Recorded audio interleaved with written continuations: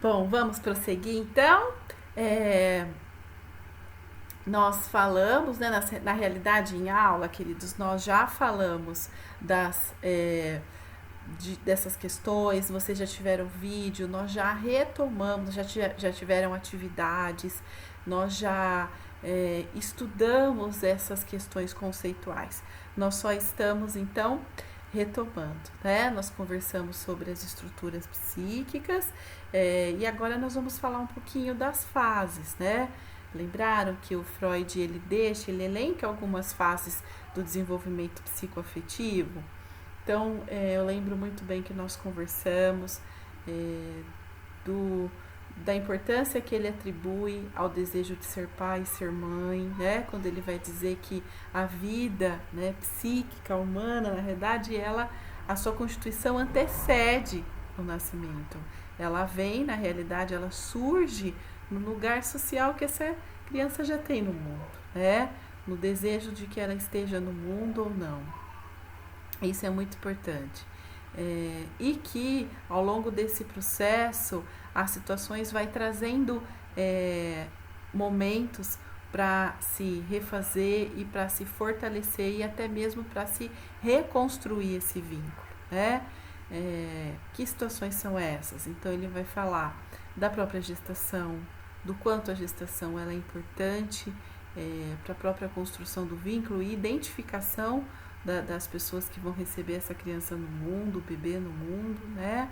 Ele vai falar da amamentação, que é um importantíssimo momento para fortalecimento, construção e reconstrução do vínculo. E ele vai falar também do cuidado, né? O cuidado ele é determinante. Quando a gente lê que cuidar é educar, é uma expressão altamente importante, porque nesse cuidado a gente percebe os reencontros e o grande fortalecimento dos vínculos e dos laços e da reconstrução ou da própria construção, tá certo? Prosseguindo então, quando esse bebê está aí, né, de 0 a 2 anos, ele vai descrever uma fase muito importante que ele chama de fase oral. É uma fase que se caracteriza pela satisfação das necessidades fisiológicas do bebê, então necessidade de alimentação, necessidade de amparo, necessidade de acolhimento, de cuidado. É uma fase de intensa transformação física, motor e sensorial. Então, quando a gente vê um bebezinho aí de 3 meses, depois a gente reencontra a família, esse bebezinho está com 1 ano e 8 meses, ele está totalmente transformado, né?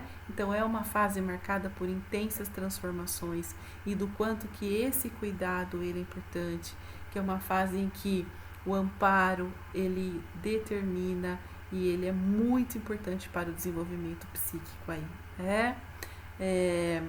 Nesse momento as sensações, a descoberta, elas estão muito centradas no campo da oralidade. Então é por isso que o bebê, tudo ele vai levar à boca, porque ele vai resolver os seus conflitos, os seus desejos, as suas descobertas no campo da oralidade. Então a gente percebe que se a gente dá um brinquedinho, ele vai querer levar à boca. Se a gente quando ele vai crescendo, né, ele resolve os seus conflitos muito na base da mordida, né, porque as suas sensações, as descobertas, elas estão aí, elas estão no campo da oralidade. E isso é muito importante, e é importante que seja vivido, né? A partir aí da fase oral, nós vamos ter o desenvolvimento da fase anal. A fase anal ela é muito importante também, porque é o momento da vida em que se adquire o controle esfincteriano. Então, nós temos o controle esfincteriano das fezes e da urina, né? O que é o controle esfincteriano? É a gente adquirir o controle daquilo que eu retenho e daquilo que eu vou expelir. É uma fase muito importante em que é preciso que haja muito diálogo para que a criança aprenda então a ter o controle dos seus esfíncteres de uma forma gentil, mas de uma forma também que ela saiba que ela pode adquirir isso no momento certo, ela tem até o seu 3º ano de vida para adquirir isso, e ela deve adquirir, ela deve ser ensinada isso. Nesse momento, a criança ela está muito centrada no seu corpo, né? Na questão do seu corpo, na sua família, então o conceito de casa, de abrigo é muito forte para ela. Então nesse momento é muito importante a gente já explicando para a criança que há lugares certos na casa, né? Lugar para ela fazer o xixi, lugar para ela fazer o cocô, explicar isso para ela e do quanto ela precisa se atentar também, né? Nunca, jamais agir de uma forma agressiva, em que a criança vai se sentir ofendida, ferida e tendo que adquirir isso, ela tem que adquirir, mas que ela seja, que ela compreenda a importância disso também, porque senão ela vai, isso pode se tornar um quanto sofrido para ela, né? Mas é um momento muito importante em que ela deve sim, a gente deve sempre, mais uma vez, retomando aquela questão que nós conversamos no primeiro áudio, né? Nós não podemos permitir aí um excesso, né, de permissividade, não pode, né, fazer o cocô e xixi na casa inteira, isso de jeito nenhum, né? Mas também a gente tem que saber ponderar isso.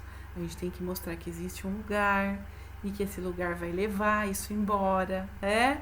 E a gente precisa ir fazer lá, porque se a gente fizer no chão, isso pode ter um problema de higiene. Parece que não, eles não entendem, mas eles entendem, né? A gente precisa trabalhar com o famoso desfraldamento, que é o momento de se despedir da fralda e adquirir hábitos mais maduros para isso. E eles aprendem e precisam ser ensinados, né? Nesse momento, eles têm muito interesse por atividades por areia, por água, né? Argila, são atividades que possibilitam a manipulação. Então é importante eles vivenciarem isso, brincar de massinha, brincar de barro, né? Se sujar um pouquinho com o barro, brincar com água, isso é muito importante para que ele tenha essas experiências, ele atenda às suas necessidades e viva aí seus conflitos e elabore os seus desejos de uma maneira mais lúdica, tá certo? Seguindo, a gente tem a fase fálica. A fase fálica é a fase dos afetos, a fase da admiração, a fase em que eu, ora, amo os meus afetos, ora, eu rivalizo. Então, é uma fase em que a gente encontra um componente muito interessante, traduzido na palavra ambiguidade. Então, a palavra ambiguidade é uma palavra tipicamente freudiana. Eu, particularmente, gosto muito dela, porque aí tudo é ambíguo, tudo é contraditório, em tudo há os dois lados, né? É justamente esse sentimento que nós vamos encontrar.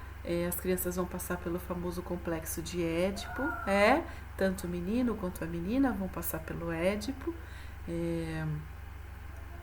Esse complexo ele vem de um estudo. Freud usava muito a mitologia grega para falar sobre o nosso funcionamento psíquico, e ele encontra no complexo de Édipo um brilhante meio de explicar então essas relações.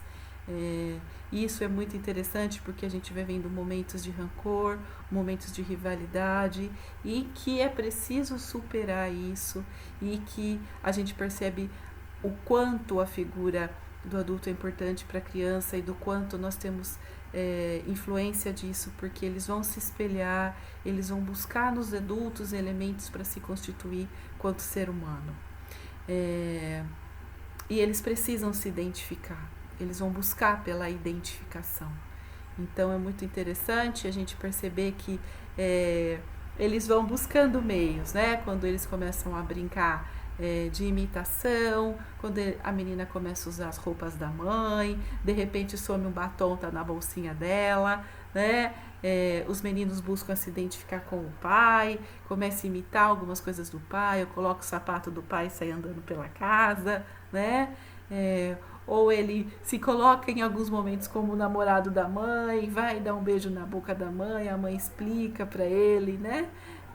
Que o lugar do beijinho é no rosto, mas são situações que vão mostrando como esses afetos como todos eles passam por essa dimensão afetiva, eles aprendem a amar, nós aprendemos a amar dessa forma, e isso é muito importante para que a gente pense nos modelos que eles vão ter para se constituir quanto seres humanos. Passando então esse período, nós vamos encontrar a fase da latência, né? Que ela é um reservatório para a adolescência, que é uma fase de intensa transformações à adolescência e à vida adulta por si só. Tá bom, queridos? Isso